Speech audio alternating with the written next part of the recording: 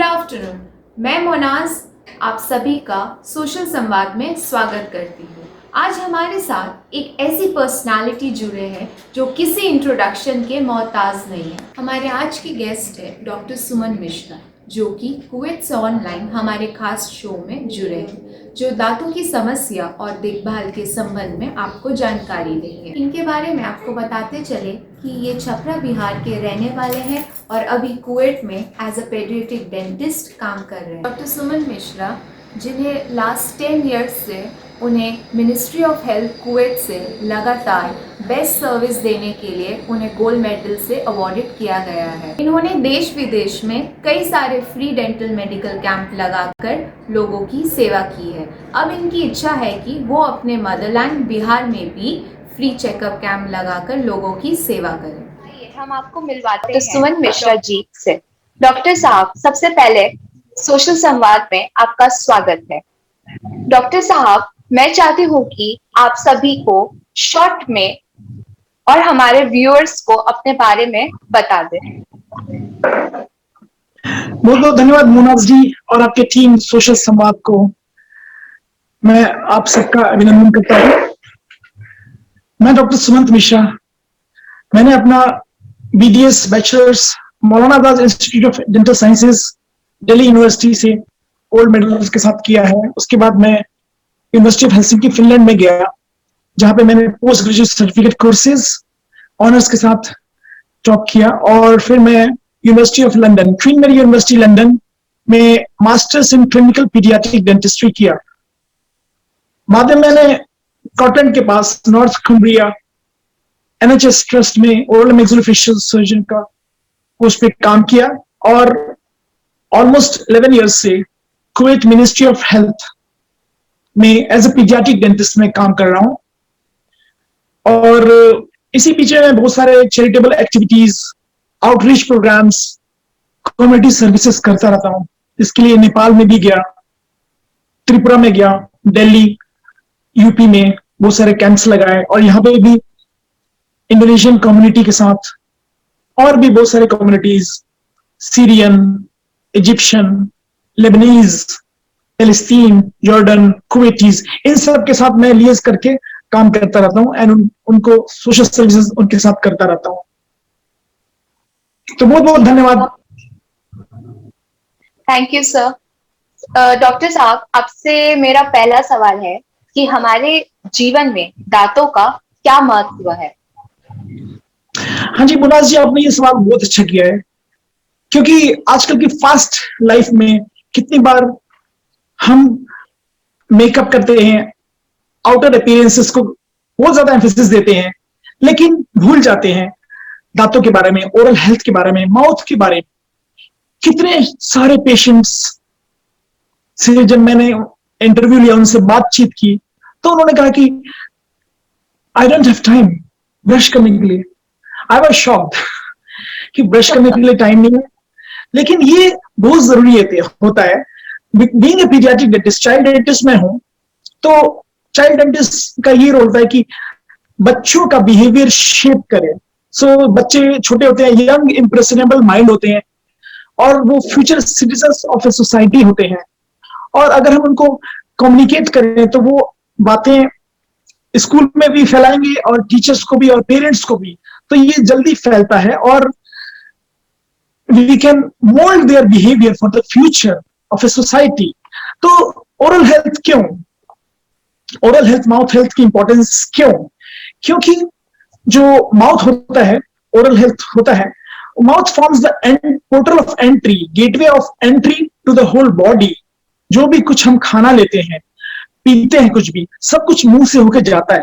Okay, तो oral health, mouth की health, dental health, gums की हेल्थ, इन सब की हेल्थ जो होती है ना, वो पूरे जनरल हेल्थ, एक पर्सन के जनरल हेल्थ की रिफ्लेक्शन होती है। हम जब खाना खाते हैं तो उनको चू करने के लिए, breaking the food particles into smaller elements, उसके लिए दांतों की हेल्दी दांत होने जरूरी होते हैं।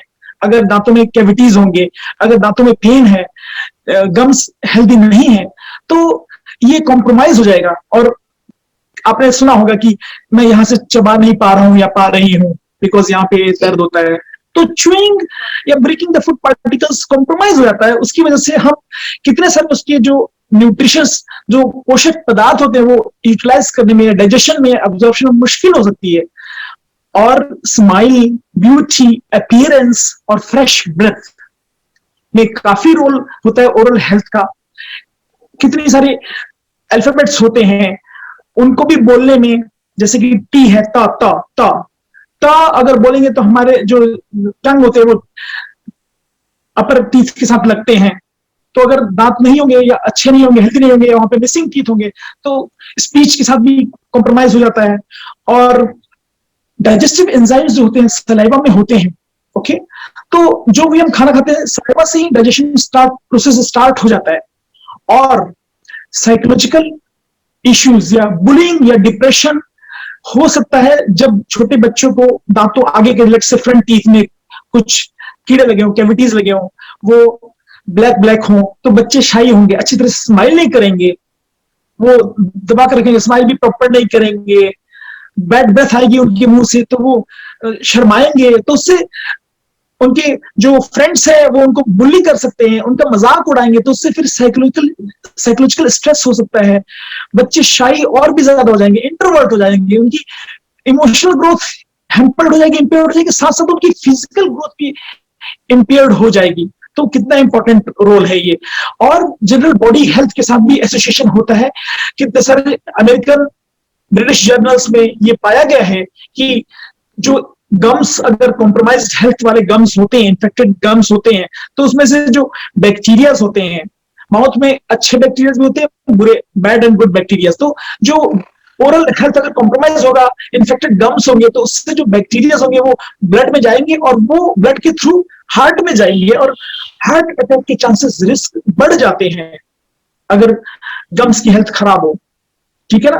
और दूसरी चीज वहीं पे, दूसरी साइड पे अगर माउथ ओरल हेल्थ सही नहीं हो तो उससे डायबिटीज के चांसेस बढ़ जाते हैं, और डायबिटीज का केस जो है वो बोथ वेज जाता है, ओके। डायबिटीज अगर हो अनकंट्रोल्ड तो उससे ओरल कैंसर, ओरल अल्सर्स बन सकते हैं, या गम्स की कंडीशंस खराब हो सकती है, या एब्सेस बन सकते हैं। और दूसरी तरफ पे अगर दांतों की या गम्स की हेल्थ खराब हो तो उससे डायबिटीज अनकंट्रोल हो जाता है। तो डायबिटीज में बाई डायरेक्शन होता है, दोनों साइड्स में होता है। और तो इसलिए शुगर्स को जो है वो लिमिट करना चाहिए मील्स के टाइम पे, और एक्सेसिव अमाउंट ऑफ शुगर से डैमेज तो ठीक होता ही है, बट डाइट से ओबेसिटी। इसलिए ओरल हेल्थ कितना इंपॉर्टेंट हो गया, आपने देखा स्मोकर्स और अल्कोहल जो ड्रिंक करते हैं उनकी वो ज्यादा प्रोन होती है माउथ कैंसर, ओरल कैंसर होने के उनके चांसेस ज्यादा होते हैं।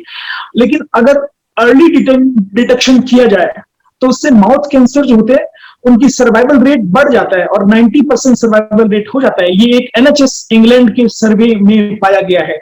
और अगर डिले डायग्नोसिस हो, जो ज्यादा स्मोकिंग करते हैं या अल्कोहल एडिक्ट्स हैं, तो उनको अगर डिले डायग्नोसिस हुआ तो उनकी सर्वाइवल रेट 50% प्लमेट हो जाती है। तो इसलिए कितना इंपॉर्टेंट है ओरल हेल्थ, या फिर सीइंग अ डेंटिस्ट रेगुलरली, ये आप समझ सकते हैं इन सब बातों से। जी सर, बिल्कुल आपने बिल्कुल सही कहा कि हमारे जीवन में दांतों का क्या की कितनी इम्पोर्टेंस है। जैसे कि हम अच्छे कपड़े पहनते हैं, हम जैसे लड़कियां मेकअप करती हैं अच्छे दिखने के लिए, तो हमारे ये जो कि नेचुरल ब्यूटी है, जो कि हमारी दांतें जो नेचुरल ब्यूटी है, उसको भी हमें साफ रखना चाहिए। क्योंकि जब हम हंसते हैं तो वो शो होता है, आपकी कैरेक्टर वो उस पर डिपेंड करती है कि आप अपने सेल्फ को कैसे कैरी करते हो। डॉक्टर साहब, मेरा दूसरा सवाल आपसे यह है कि हमें अपनी दांतों की साफ सफाई कैसे करनी चाहिए? दांतों की ब्रशिंग हमें किस तरह से करनी चाहिए? क्या आप हमारे ऑडियंस को डेमोन्स्ट्रेट करके दिखा सकते हैं? जी, ये बहुत इंपॉर्टेंट स्टेप होता है, क्योंकि जैसे बोलते हैं कि prevention is better than cure, okay. जी, अलवकाया खैरुन मिनल इलाज, ये अरबिक में बोलते हैं। और जानकारी या सुरक्षा ही बचाव है। तो इसके लिए हमें ज्यादा कुछ नहीं, कोई रॉकेट साइंस नहीं है, बेसिक चीजें प्रिवेंशन में आता है। जैसे कि ब्रश आ गया, ओके, ब्रशिंग टेक्निक आ गया, मॉडल्स हैं, तो उससे हम हल्का सा दिखाएंगे आपको जितना भी पॉसिबल हो पाएगा। तो जी जरूर। ज्यादातर हमारे पेशेंट्स यही सवाल करते हैं कि कौन सा टूथपेस्ट इस्तेमाल करें, कौन सा ब्रश इस्तेमाल करें, कौन सी कंपनी का इस्तेमाल करें। तो बेसिकली मैं उनको ये बताना चाहता हूं कि अमेरिकन डेंटल एसोसिएशन के हिसाब से, according to ADA, American Dental Association, हमें एटलीस्ट 2 टाइम्स ब्रश करना होता है दिन में, twice daily, morning and night, रात को खाना खाने के बाद, सोने से पहले। ओके, ब्रशिंग के लिए ब्रश कौन सा, किसी भी कंपनी का, ब्रश टाइप कौन सा, soft toothbrush, okay, twice daily, और minimum 2 minutes, at least 2 minutes, as per ADA, American Dental Association. Technique बहुत सारे होते हैं ब्रश करने के टेक्निक, हम आपको मॉडिफाइड बास टेक्निक बताएंगे, लेकिन उससे पहले हम आपको ये भी बताएंगे कि टूथपेस्ट कौन सा, किसी भी कंपनी का जिसमें फ्लोराइड हो, ठीक है ना। So soft toothbrush twice a day, minimum 2 minutes पर सेशन, रात को सोने से पहले, खाने के बाद। ब्रशिंग टेक्निक के लिए जैसे कि हमने ये देखा है, मॉडिफाइड बास टेक्निक बहुत ज्यादा यूज होती है। अगर हाथों की मैनुअल डेक्सट्रिटी अच्छी है तो उसमें हम, लेट्स से अगर हम ऊपर के दांतों से स्टार्ट करें तो हम टूथब्रश को 90 डिग्री के एंगल पर नहीं रखेंगे, हम थोड़ा सा टिल्ट करेंगे, अपर जो गम है वहां पे डाल के पीछे के दांत से स्टार्ट कर रहे हैं, अपर लेफ्ट से, तो टिल्ट करके ऑलमोस्ट 45 डिग्रीज एंगल पे लगाएंगे और थोड़ा थोड़ा राउंड राउंड राउंड करेंगे और नीचे की तरफ करेंगे, ऊपर के दांतों के लिए नीचे की तरफ डायरेक्शन में करेंगे, जिससे कि वो सरफेस, बाहर का सरफेस क्लीन हो जाए। फिर हम नीचे के दांत में जाएंगे, वहां पे भी हम ऑलमोस्ट 45 डिग्री एंगल पे टूथब्रश के ब्रिसल्स को लगाएंगे और राउंड राउंड किया, और उनके लिए ऊपर की डायरेक्शन में हम करेंगे कि सारे उसकी सरफेस, आउटर सरफेस क्लीन हो। कहना है कि ये जो अपर टीथ होता है उसको हम लोग डाउन टूवर्ड्स ब्रशिंग करें, और जो ये लोअर टीथ है उसको अपवर्ड हम लोग ब्रशिंग करें।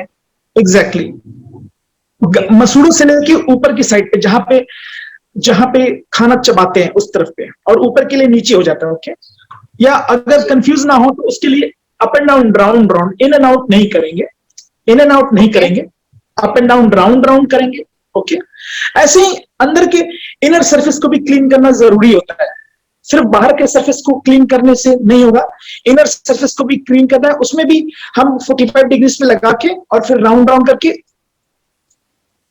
च्युइंग सरफेस पे क्लीन कर दिया। सामने के दांत को अंदर से साफ करने के लिए स्ट्रेट लगा के उसको बाहर निकाला, ऊपर के दांतों में भी हमने स्ट्रेट किया, उसको क्लीन किया बाहर निकाल के। ओके, लेकिन बहुत इंपॉर्टेंट है कि जो च्युइंग सरफेस है, जहां से हम दांतों से खाना चबाते हैं, उसको भी ब्रश करना जरूरी है। उसको ऐसे से हम ब्रश करेंगे, क्योंकि पीछे के दांत जो होते हैं ना, वहां पे बहुत सारे खाना फंस जाता है, स्टिकी फूड जो होता है वहां पे फंस जाता है, उसको भी क्लीन करना जरूरी है।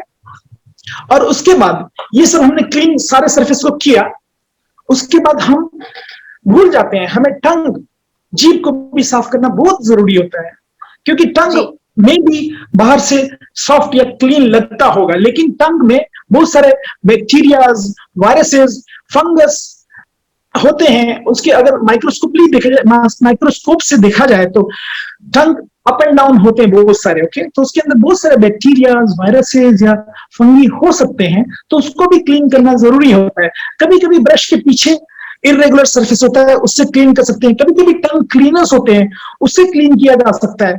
ओके, अब इसके बाद आई है एक बहुत इंपॉर्टेंट बात है कि हमने दांत के बाहर के आउटर सरफेस को क्लीन किया, हमने इनर सरफेस को क्लीन किया, हमने च्युइंग सरफेस को क्लीन किया। ओके, लेकिन दो दांत के बीच के सरफेस जो होते हैं ना, वहां पे हमारी नॉर्मल ब्रश नहीं पहुंच पाती है, तो उसके लिए हमारे पास स्पेशल या तो फ्लॉस होते हैं, फ्लॉस जो थ्रेड की तरह होता है, धागे की तरह होता है, या फिर हमारे पास ये स्पेशल ब्रशेस होते हैं, छोटे छोटे ब्रशेस होते हैं जो दांतों के बीच में एंटर करते हैं। ये छोटे छोटे ब्रशेस को इंटरडेंटल ब्रशेस बोलते हैं। एक छोटा सा डिफरेंट साइज होते हैं, मैं छोटा सा आपको ये येलो वाला निकाल के दिखाता हूँ।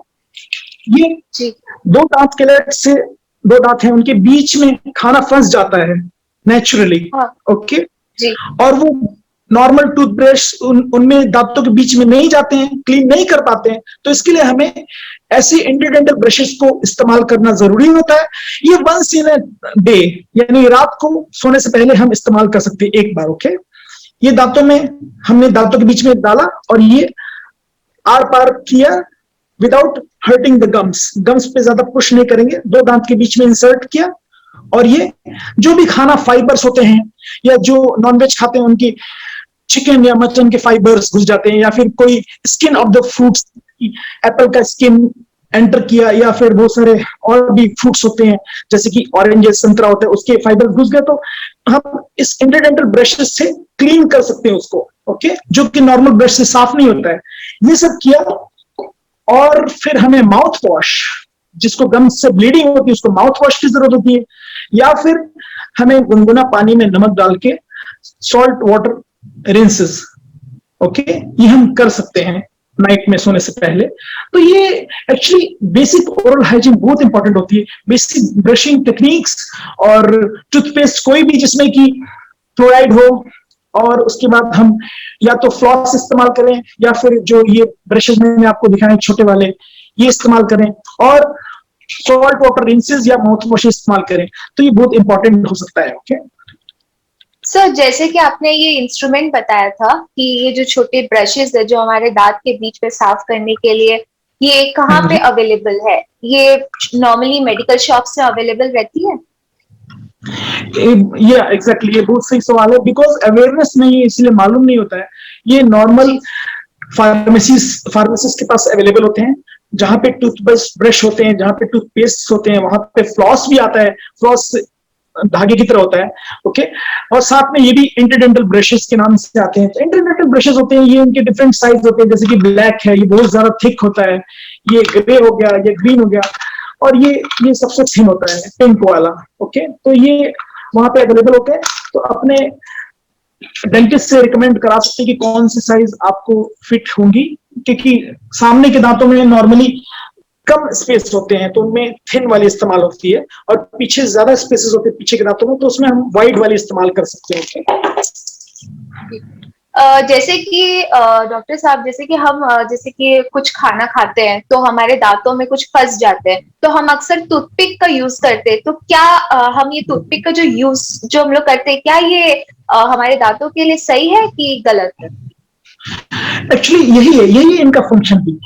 इंस्टेड ऑफ टूथपिक मैं इस टूथब्रशेस की बात कर रहा हूँ, जो जो ब्रश के फॉर्म में होते हैं। और टूथपिक कितनी बार यहाँ पे सिंपल नहीं है, लेकिन टूथपिक कितनी बार हर्ट कर देते हैं, गम्स को पुश किया और गम्स में इन्फ्लेमेशन हो गई ज्यादा, हाँ, फिर ब्लड भी निकलने लगता है। एग्जैक्टली हार्ड होते हैं। तो वो अगर हम उसको गलत इस्तेमाल करें तो वो गम्स को हर्ट करेंगे, गम्स में अल्सर हो सकते हैं, गम्स से ब्लीडिंग ज्यादा हो जाती है, गम्स को लेसरेशन हो जाती है। ओके। ये जो होते हैं छोटे छोटे ब्रशेस होते हैं, ये यहाँ पे ब्रश छोटे से लगा हुआ है, इसको हम जेंटली इस्तेमाल कर सकते हैं दांतों के बीच में, और ये बेटर ऑल्टरनेटिव होता है।